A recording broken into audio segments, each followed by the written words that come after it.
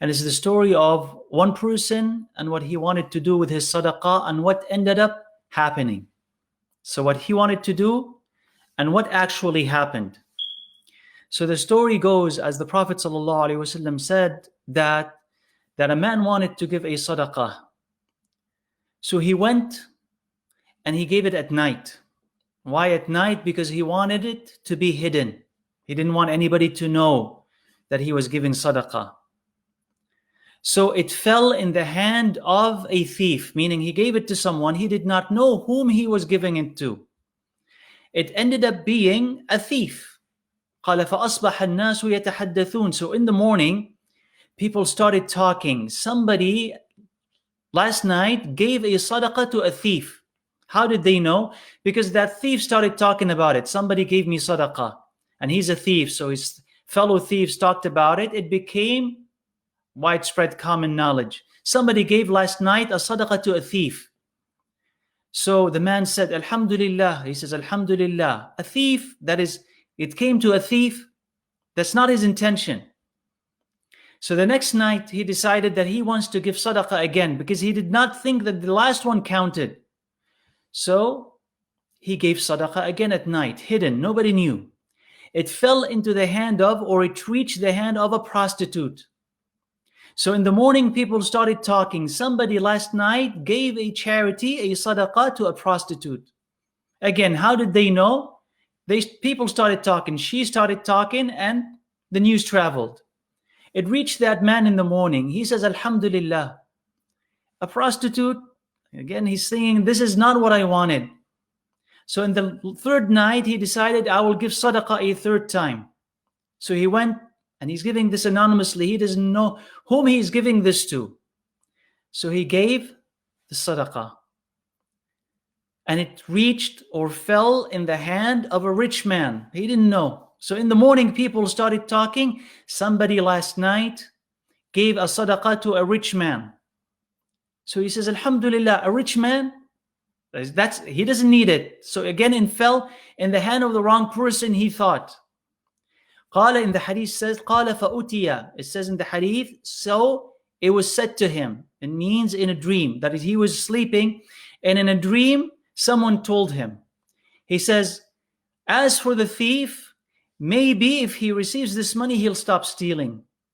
And as for the prostitute, maybe if she receives that money, she'll stop doing what she's doing. And maybe for the rich person, if he receives that money, he'll reconsider and he himself will start giving money away.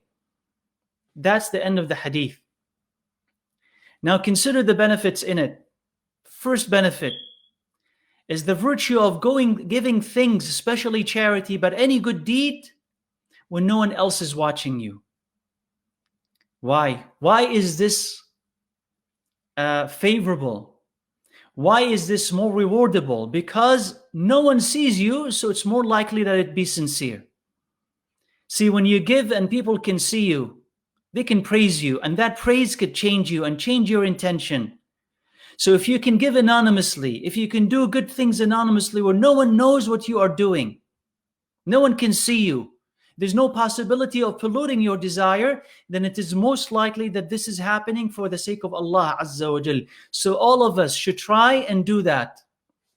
Pick a thing, pick a time, pick a place when you're doing things and no one knows about it except you and Allah Azza wa Jal.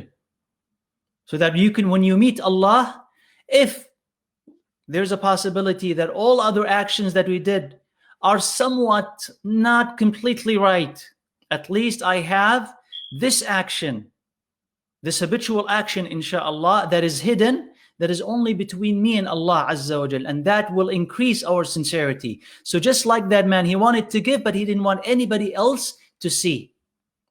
The second benefit of that hadith is that people will talk. No matter what you do, people will talk. They'll criticize, they'll ridicule, they'll make fun. But don't worry about what people are saying or not saying. People will talk no matter what you do. People will criticize you no matter what you do. So rather than paying attention to what they like and dislike, pay attention to what Allah Azza wa Jal likes, because in Allah's eyes, these three sadaqahs for that man were sadaqahs and were accepted. In the eyes of the people, They weren't. Why would you give money to a thief, a criminal, a prostitute, a dishonorable woman? Why would you give it to a rich person? He doesn't need it. So they'll talk and they'll criticize. But alhamdulillah that Allah did not make the opinion of people the final judge in a matter, but Allah is the final judge. So do and don't think about what people have said or did not say. Let it be between you and Allah Azza wa Jal. And if it is right, it is right, because Allah decides that it's right, regardless of what people think. The other third benefit from that hadith is that this is an accepted sadaqah. And so the lesson from it, if you do your best, don't worry about the consequences when the consequences are not under your control. That man did not know that this person was a thief, or that she was a prostitute, or that this person was rich. All that he knew, he was giving it to someone he thought was in need. So when you're doing something, a project, or giving advice to someone, or even giving money, some people sometimes ask this question: I'm giving money to a charity. How do I know that they're going to take this money and deliver it to the rightful people? This is in general, if you trust them, that is enough. And if they miss that money, if they mishandle that money, if that happens, your situation is like the situation of that man, because you gave that money hoping that it will reach the right person. You have no control over whether it reaches or not. So your sadaqah is accepted no matter what happens with it, right? So don't worry about that part so much. So consequences, when they're not under our control, they're in the hands of Allah Azza wa Jal. You gave somebody advice, he doesn't listen. Does that mean that you've wasted your time? No, because that is a good deed between you and Allah Azza wa Jal. You called somebody to Islam, they did not accept. Does that mean that you've wasted your time? No. That is between you and Allah Azza wa Jal. The consequences, the outcome, are with Allah Azza wa Jal. So don't worry about the outcome when it's not under your control and my control. We will do whatever Allah has commanded us. The third thing is that trust Allah subhanahu wa ta'ala, because you could plan, but Allah could take your plans somewhere else. That man did not want to give money to a thief, but Allah had another plan. And Allah's plan is more insightful than yours and mine. So maybe you and I would not look or give that thief a second look, but maybe Allah Azza wa Jal knows that there is something good inside him. And if somebody gives him money, he'll change his mind, change his ways. So Allah's plans are not your plans.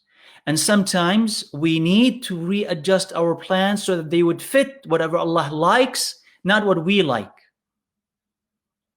So that man thought the money should go here. Allah thought it should go elsewhere.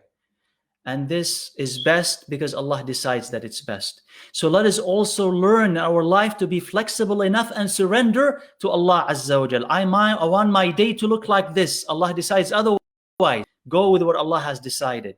I want my Ramadan to look like this, but Allah decided something else. Go with what Allah has decided. I want my life to look like this, but Allah decided something else. Go with what Allah has decided. Allah's decision is always better than your and my decision.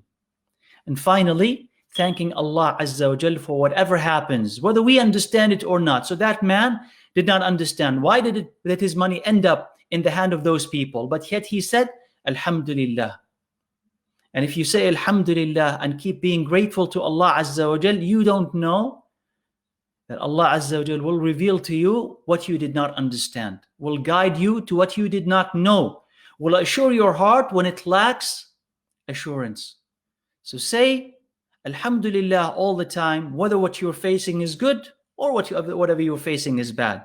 Because if you keep saying Alhamdulillah to this and Alhamdulillah to that, everything that you're facing will be good by the will of Allah Azza wa Jal. And finally, maybe that's the last benefit, inshallah, the benefit of good dreams, that Allah Azza wa Jal could communicate to good people good messages and good information in their dreams. Of course, you can't trust your dreams all the time 100%. Some dreams are good, some dreams are whispers from the shaitan. When we do not know, take your dream when you do not know and consult the imam in the masjid, the sheikh, someone that you trust and who's knowledgeable. You say, Ya sheikh, or imam, I saw this in my dream. Should I follow it? Is it reliable or is it not? Generally, if your dream doesn't contradict the Sharia, generally it is okay. If your dream contradicts the Sharia, the Quran and the Sunnah, then you should cancel it and avoid it and disregard it completely, because this is not from Allah.